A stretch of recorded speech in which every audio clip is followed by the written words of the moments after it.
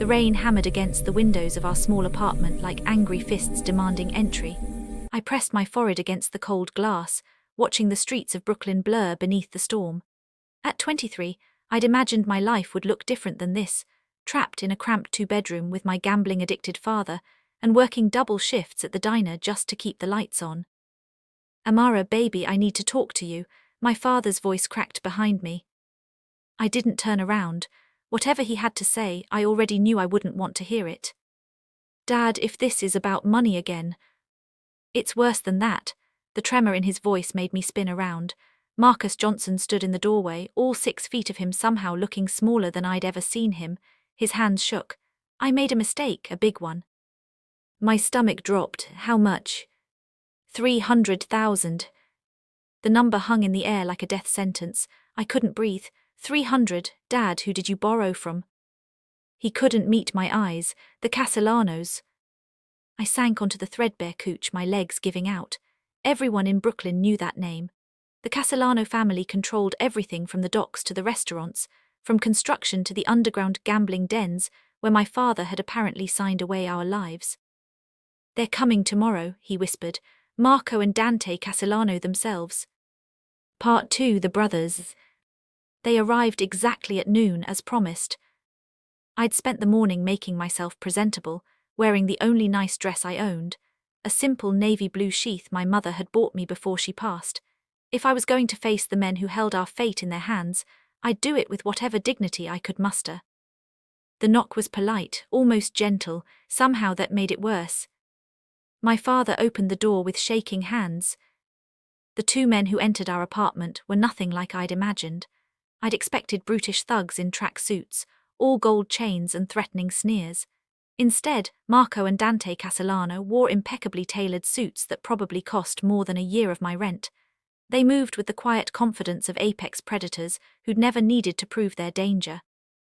Marco, the older brother, had to be in his early 30s. Dark hair swept back from a face that could have been carved from marble, all sharp angles and cold beauty. His eyes, the color of aged whiskey, swept over our shabby apartment with no visible judgment, only calculation. Dante was younger, perhaps 28, with the same aristocratic features softened by fuller lips and eyes that held a hint of warmth beneath their assessment. Where Marco's presence was ice, Dante's was fire barely banked. "Mr. Johnson," Marco's voice was smooth as expensive scotch, "you know why we're here." My father nodded miserably. "I don't have the money, not yet, but I'm working on." "You've been working on it for 6 months. Dante's interruption was sharp. "Our patience isn't infinite." "Please," my father's voice broke, "just give me more time." Marco's gaze slid to me for the first time, and I felt pinned by it. He studied me with the intensity of someone appraising a painting, taking in every detail from my nervous hands to the proud lift of my chin. Something flickered in those cold eyes, interest, perhaps, or recognition of an opportunity. "Your daughter?" he asked, though his tone suggested he already knew. "Leave her out of this," my father said desperately. "What's your name?" Dante asked, his voice gentler than his brother's. "Amara," I refused to let my voice shake. "Amara Johnson." "Beautiful name." Marco took a step closer. "Amara, do you understand the situation your father has created?" "I understand he owes you money he doesn't have." I met his gaze steadily, refusing to cower. A slight smile touched Marco's lips. "Smart, beautiful, brave." He glanced at his brother and something passed between them, a silent conversation I couldn't interpret. "We may have a solution." My father straightened with desperate hope. "Anything, I'll do anything." "Not you," Marco's eyes never left mine.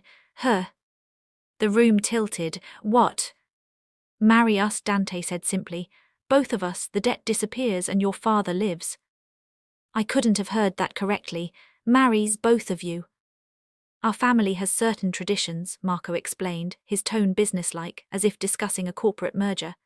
"In our world, in matters of significant debt and alliance, sometimes unconventional arrangements are made. You would become part of the Castellano family, protected, provided for. In exchange, the debt is forgiven." "You can't be serious," I breathed. "That's insane, that's..." "That's your choice," Marco interrupted. "Or we take what we're owed another way, from your father. Believe me, Miss Johnson, you don't want to see how we collect from those who truly can't pay." The threat hung in the air, velvet-wrapped steel. You're asking me to sell myself, anger cut through my shock.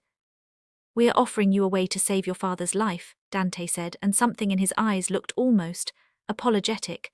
And to escape this, he gestured around the shabby apartment. You're working yourself to death for a man who gambles away everything you earn. We're offering you a different life. As your shared wife, your property. As our wife, Marco corrected.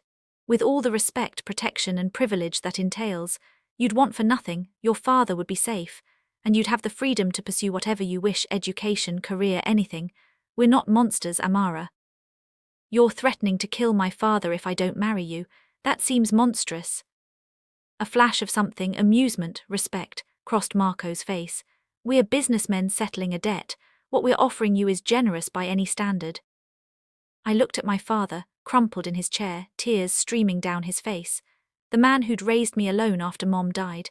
The man who'd worked 3 jobs to keep me in school before the gambling took hold.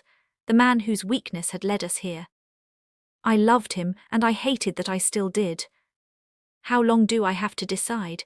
My voice sounded distant, belonging to someone else. 24 hours, Marco said. We return tomorrow at noon. Choose wisely, Amara. This offer expires with the deadline. They left as quietly as they'd come, leaving behind the scent of expensive cologne and the ruins of my future. Part 3, the decision. I didn't sleep that night. How could I? I paced our tiny apartment while my father sobbed apologies that meant nothing, that changed nothing. I stood at the window watching the city lights blur through my tears and imagined running, just grabbing my savings and disappearing into the night. But they'd find me, men like the Castellanos always did, and then what would happen to my father? By dawn I'd worn a path in the carpet and made my decision, not because I wanted to, because I had no choice, not really. My father's life hung in the balance, and for all his faults, for all his weakness, I couldn't let him die. When Marco and Dante returned at noon, I was ready. I have conditions, I said before they could speak. Marco's eyebrow rose. You're not in a position to negotiate. Then you're not as smart as you look. I crossed my arms. I'll marry you both, I'll play whatever role you need me to play in your world, but my father's debt is completely erased, no hidden clauses, no future calls for favors, and I continue my education, I finish my degree. The brothers exchanged another of those loaded glances. Done, Dante said. Just like that, I was suspicious of how easily they'd agreed. We're getting what we want, Marco said simply. Why wouldn't we give you what you're asking for? We're not unreasonable men, Amara, you'll learn that. When, the word came out smaller than I intended. The ceremony will be in 1 week, that gives you time to adjust to the idea. Dante's voice held that unexpected gentleness again. We'll send someone tomorrow to take you shopping, you'll need appropriate clothing. I can't just leave my job, my apartment. You can and you will. Marco's tone brooked no argument. From this moment you're under our protection. That means you don't return to the diner. We'll handle closing out your apartment. All you need to do is pack what you want to keep. My life dismantled and rearranged in seconds. Where will I stay until the wedding? We have a guest house on our property, Dante said. You'll have privacy there, time to prepare. To prepare to be sold like property, you mean? To prepare to become a Castellano, Marco corrected coldly. There's a difference. Part 4, the New World. The Castellano estate was something out of a movie. Sprawling grounds, a mansion that looked more like a museum, and security that made the White House look casual. They'd driven me here themselves, without fanfare, through gates that whispered shut behind us with a finality that made my throat tight. The guest house they'd mentioned was larger than any apartment I'd ever lived in, with floor-to-ceiling windows overlooking manicured gardens and a pool that glittered in the afternoon sun. It was beautiful. It was a cage. You'll be comfortable here, Dante said, setting down the single suitcase I'd packed, all my worldly possessions fitting into one bag. Dinner will be sent over at 7. Tomorrow, Isabella will take you shopping. Isabella. Our sister, a genuine smile softened his features. You'll like her, she's spirited. After they left, I explored my new prison. Bedroom with a bed big enough for 4 people, bathroom with a tub I could swim in, a kitchen stocked with more food than I'd seen in months, a living room with furniture that probably cost more than my father's debt. I sat on the edge of that enormous bed and finally let myself cry. The week passed in a blur of preparation that felt surreal. Isabella Castellano turned out to be a whirlwind of energy and warmth, sweeping me into shopping trips that left me dizzy. She was 25, beautiful, and seemed genuinely delighted to have a new sister-in-law. "I know this seems crazy," she said over lunch at a restaurant where I was afraid to look at the menu prices, "but Marco and Dante are good men. Complicated, yes, dangerous, absolutely, but they'll protect you with their lives once you're family. Even though I'm only marrying them because of a debt." Isabella's expression grew serious. "How it starts doesn't matter, it's how it continues that counts. Give them a chance, Amara, you might be surprised." I wanted to believe her. The night before the wedding, Marco and Dante came to the guest house. I'd been sitting on the patio, watching the sunset and trying not to think about what tomorrow meant. "Can't sleep?" Dante asked, settling into the chair beside me. "Would you be able to?" Marco remained standing, looking out over the grounds with his hands in his pockets. "We want you to understand something. This marriage may have begun as a business arrangement, but we don't take it lightly. You'll be our wife in every sense, protected, respected, cherished if you let us." "Both of you," I couldn't keep the skepticism from my voice. "How is that supposed to work?" "We've always shared everything that mattered," Dante said softly. "Our business, our loyalty, our lives, this is no different." "I'm not a thing to be shared." "No," Marco agreed, finally looking at me. "You're a woman who's about to become the most important person in our world. We're not asking you to love us. Not yet. We're asking you to trust that we'll earn that given time." Something in his voice made me look at him more closely. Behind the cold businessman facade, I saw something else.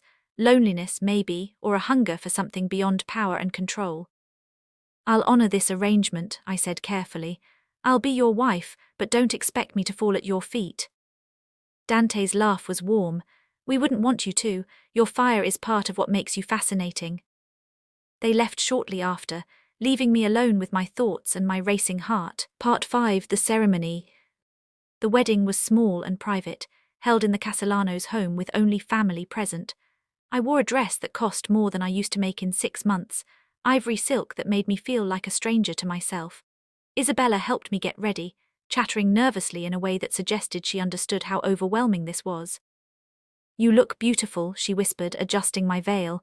"They're lucky to have you." I wasn't sure about that. The ceremony itself was surreal.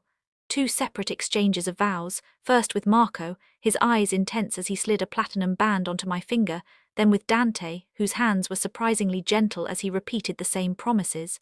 2 men claiming me as their wife, 2 rings on my finger, 2 futures merging with mine.